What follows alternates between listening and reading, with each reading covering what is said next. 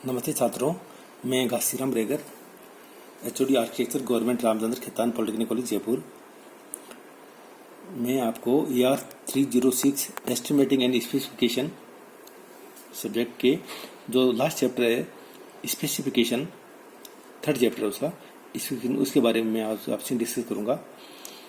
पहले लेक्चर मैंने बताया था कि स्पेसिफिकेशन जो होती है उसमें कार्य के जो कंटेंट होते हैं, अपने सिविल इंजीनियरिंग की अगर बात करें कि सिविल वर्क जो होते हैं उसके अंदर जो कौन कौन से मेटेरियल काम लिया गया, कार्य करने का क्या तरीका होगा, इसके बारे में स्पेसिफिकेशन बारे में बताते हैं।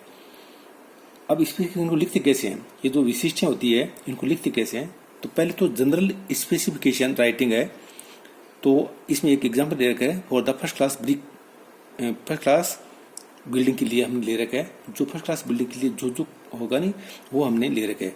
आपके एग्जाम में आती है जनरल स्पेसिफिकेशन राइटिंग के बारे में आता है कि फाउंडेशन एंड प्लिंथ के बारे में लिखना आता है, डीपीसी के बारे में आता है, सुपरस्ट्रक्चर के बारे में आ सकता है, या किसी भी काम के आता है, फ्लोरिंग के बारे में आ सकता है, सीलिंग के बारे में आ सकता है, रूफ के बारे में आ सकता है।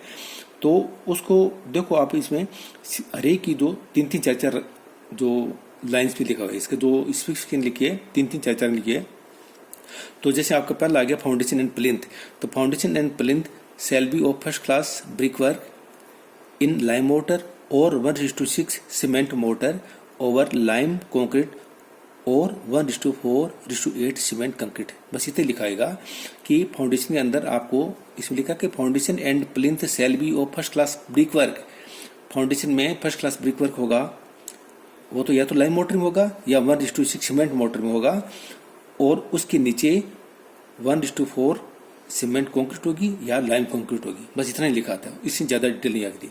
अब मान लीजिए डीपीसी है, डैम प्रूफ कोर्स, इसके बारे में आई थी आपको जनरल स्पेसिफिकेशन लिखनी है आपको। तो इसमें कैसे लिखते हैं, तो इसमें DPC shall be 2.5 centimetre thick cement concrete 1:1.5:3 mix with 1 kg of Impermo per kg of cement और other standard water proofing material as specified and painted with 2 coat of bitumen. अगर डीपीसी के बारे में आता है तो आपको इतनी बात लिखना है कि डीपीसी होगा वो 2.5 सेंटीमीटर थिक सीमेंट कंक्रीट होगी, और उसका जो रेशो होगा मिक्स का वो 1:1.5:3 होगा, और वो जो मिक्स होगा उसके साथ में 1 kg एक बैग सीमेंट में इम्परमो आता है, इम्परमेबल आता है, केमिकल आता है, वो उसको मिला लेंगे और उसको काम मिलेंगे, और other standard water proofing material को मिला सकते हैं as specified and painted with 2 coat of bitumen, और उसके ऊपर 2 कोट बिटुमेन के पेंट करने हैं। इस तरह से ये स्पेसिफिकेशन है फाउंडेशन की थी, ये डीपीसी थी, और एक थर्ड है सुपर स्ट्रक्चर के बारे में। सुपर स्ट्रक्चर वो स्ट्रक्चर होती है जो प्लिंथ के ऊपर होती है। प्लिंथ से नीचे की जो आती है वो सब स्ट्रक्चर में आती है, और प्लिंथ से ऊपर की जो आती है डीपीसी और उससे ऊपर की जो आती है वो सुपर स्ट्रक्चर में आती है। तो super structure shell be of first class brick work with lime mortar or 1:6 cement mortar, lintel over doors and window shall be of RCC। बस सुपर स्ट्रक्चर के बारे में इतना लिखाएगा कि सुपर स्ट्रक्चर जो होगा वो फर्स्ट क्लास ब्रिक का होगा, और उसके लिए अंदर जो मोटर काम लेगी या तो लाइम मोटर होगा या 1:6 सीमेंट मोटर होगा, और जो ओपनिंग होगी, जो विंडो और दरवाजे होंगे उनके ऊपर RCC की लिंटल होगी। इस तरह से ये हमें जनरल स्पेसिफिकेशन जो आती है वो उसको हम ऐसे लिखते हैं। एक इसका एग्जाम्पल और आगे, एक फ्लोरिंग के बारे में, घर के अंदर जो बिल्डिंग है उस बिल्डिंग में फर्श का कार्य जो है वो किससे होगा। तो इसमें लिखा है ड्राइंग रूम व डाइनिंग रूम की फर्श मोजेक, बाथरूम व WC की फर्श मोजेक की होगी, बेडरूम की फर्श 7.5 सेंटीमीटर मोटी सीमेंट कंक्रीट की कलर्ड पॉलिश्ड होगी। बस इतना ही लिखा आता है इसके अंदर कि जो ड्राइंग रूम है, डाइनिंग रूम है और बाथरूम है उनकी जो फर्श है वो तो मोजेक होगी। मोजेक आपको ध्यान है, तो मार्बल चिप्स को सीमेंट के साथ मिला करके और लगाते हैं, मोजेक होगी। और बेडरूम की फर्श वो 7.5 सेंटीमीटर मोटी सीमेंट कंक्रीट की कलर पॉलिश्ड होगी, यानी 7.5 सेंटीमीटर सीमेंट कंक्रीट होगी, और उसके ऊपर जो पॉलिश्ड की होगी, सीमेंट की पॉलिश की उस तरह की होगी। आगे डोर एंड विंडो के बारे में लिखा है, जनरल इतना लिखा है दरवाजे एवं खिड़कियां सागवान की लकड़ी की होगी। बस इस तरह की आती है। तो ऐसे मैं आपको बताया कि जनरल स्पेसिफिकेशन में हमेशा बहुत ब्रीफ में, संक्षिप्त में लिखी आती है। नेक्स्ट आता है कि डिटेल्ड स्पेसिफिकेशन को हम कैसे लिखते हैं। डिटेल स्पेसिफिकेशन में पूरी की पूरी प्रोसीजर आती है, बिल्कुल 1 by 1 आती है। मटेरियल क्या होगा, क्या रेशो होगा, मटेरियल की क्वालिटी कैसी होगी, उसको कैसे मिलाया जाएगा, उसको कैसे ढाला जाएगा, इस तरह से पूरी आती है। मैंने एक एग्जांपल लिया है। एक्चुअली स्पेसिफिकेशन जो है वो डिटेल स्पेसिफिकेशन काफ़ी बड़ी बड़ी आती है, परंतु मैं आपको ये बता रहा हूँ कि स्पेसिफिकेशन में ये आती है कि काम करने का तरीका क्या होगा। मैंने एक एग्जांपल लिया है, इस एग्जांपल से आप थोड़ा आइडिया लगा लेना। तो पहले इसका एग्जांपल है एक सीमेंट कॉन्क्रीट 1:4। इसके लिए मटेरियल होगा aggregate shell be of invert materials and should B of clear, dense, hard, sound and durable, non-absorbent and capable of developing good bond with mortar। अब इसके अंदर जो मटेरियल काम लिए जाएंगे ना, जैसे इस एग्रीगेट है, एग्रीगेट कैसे हो, aggregate shell be of invert material and should B of clean, मतलब जो एग्रीगेट बिल्कुल साफ होना चाहिए, डेंस होना चाहिए, मजबूत, hard, sound, durable, non absorbent यानी पानी सोखने वाला नहीं होना चाहिए, and capable of developing good bond with motor, और सीमेंट मोटर के साथ में जब मिलकर और हार्ड होता है तो इनका बॉन्ड बहुत मजबूत हो जाना चाहिए।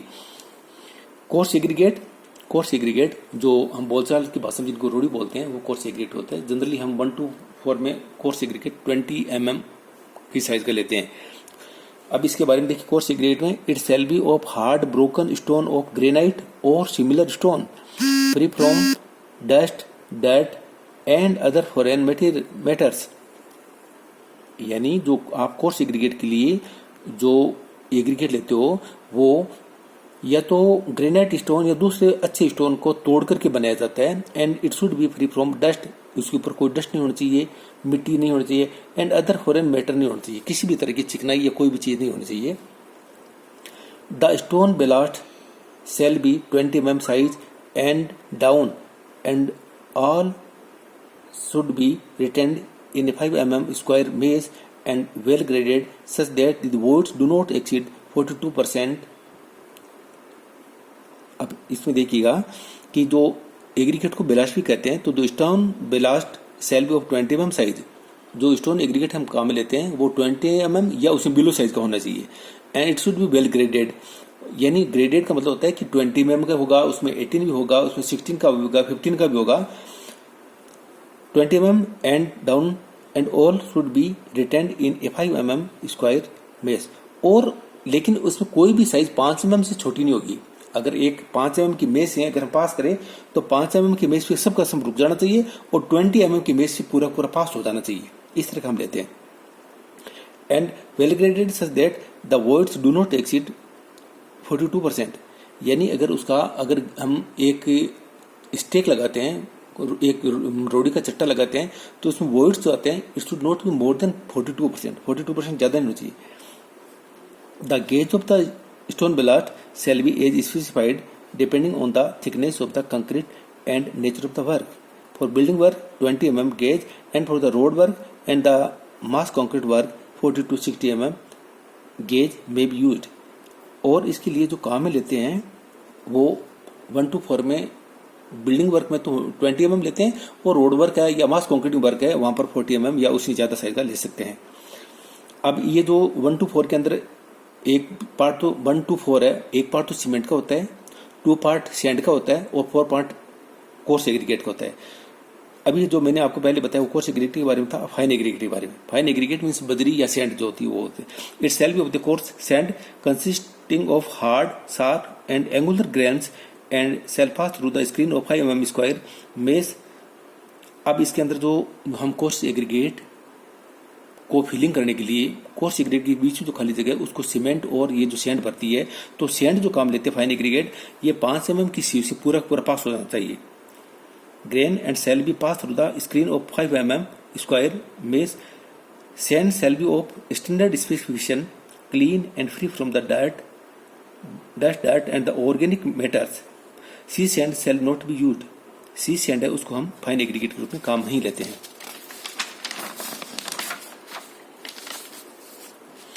अब इसमें 3 चीज होती है, एक कोर्स एग्रीगेट होता है, एक फाइन एग्रीगेट होता है, तीसरी होती है सीमेंट।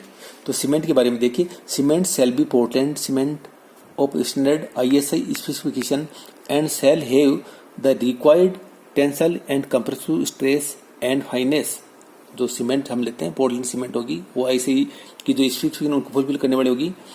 और अब ये जो कोर्स एग्रीगेट, फाइन एग्रीगेट और सीमेंट हम 3 को जब लेते हैं तो हमें इनको मिक्स करने के लिए हमें पानी की आवश्यकता पड़ती है। तो पानी जो काम लेते हैं वो पानी किस तरह का हो, तो the water shall be clean and free from the alkaline and acid matter and suitable for the drinking purpose. यानी पानी जो पीने के लिए काम लेते हैं, पोर्टेबल जो वाटर होता है, वही काम हम मेसनरी के अंदर लेते हैं। जब भी हम काम करते हैं मोटर को मिलाने के लिए या कंक्रीट को मिलाने के लिए काम लेते हैं, तो वो कोई पानी जो पीने का पानी होता है वही हम काम लेते हैं। प्रोपोर्शन, अब इनका प्रोपोर्शन क्या होगा 1:4 का। अब देखो, the proportion of the concrete shall be 1:4, 1:2:4 as cement sand and stone ballast by volume unless otherwise it is specified. हम इनको सबको जो 1:2:4 में लेते हैं वो हम बाई वॉल्यूम लेते हैं, जब तक कि कोई हमें अलग से बताया हुआ नहीं हो। अगर बताया हो तो हम बाई वेट ले सकते हैं, अदरवाइज हम इसको वॉल्यूम से लेते हैं। Minimum compressive strength after 7 day 1:4 जो पोर्शन उसकी स्ट्रेंथ है वो 140 kg पर सेंटीमीटर स्क्वायर होनी चाहिए 7 दिन की क्यूरिंग करने के बाद में। Stone aggregate and sand shall B measured by the volume with box. Coarse aggregate को फाइन जो सैंड होती है उसको हम बाय वॉल्यूम लेते हैं और इसीलिए बॉक्स बने होते हैं। Cement need not be measured by box. 1 bag of cement 50 kg and should be considered as 1/30 cubic metre. यानी 1/30 क्यूबिक मीटर के बराबर होता है सीमेंट बैग, और या इसको यूं लिख सकते हैं 1.2 क्यूबिक फीट होती है। साइज ऑफ मेजर्ड बॉक्स में भी 30x30x38 सेंटीमीटर होती है।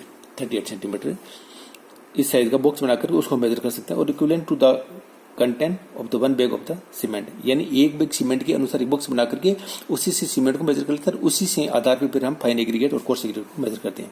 मिक्सिंग होते हैं, इनको मिक्स कैसे करते हैं, तो मिक्सिंग के बारे में hard mixing shall be done in the masonry platform और आयरन शीट। यानी जिसमें हम इसको मसाले को मिक्स करते हैं पानी के साथ में, वो प्लेटफॉर्म हार्ड होना चाहिए या आयरन ट्रे होनी चाहिए।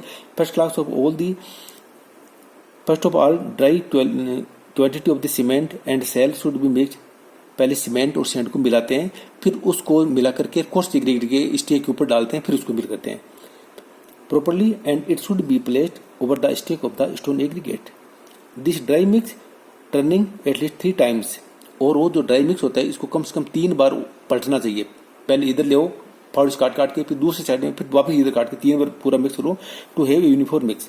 Water shall then be added slowly and gradually, और उसके बाद में पानी को धीरे धीरे उसमें मिलाते हैं। Thank you very much.